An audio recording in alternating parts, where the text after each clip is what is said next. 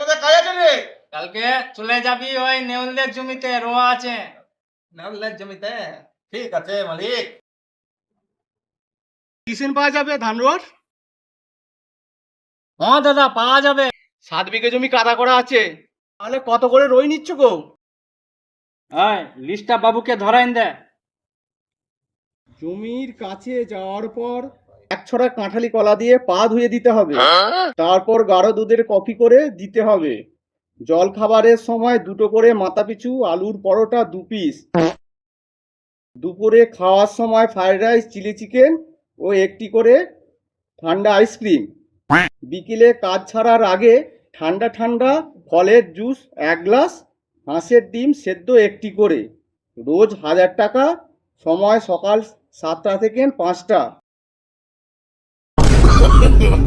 No, no, no, no.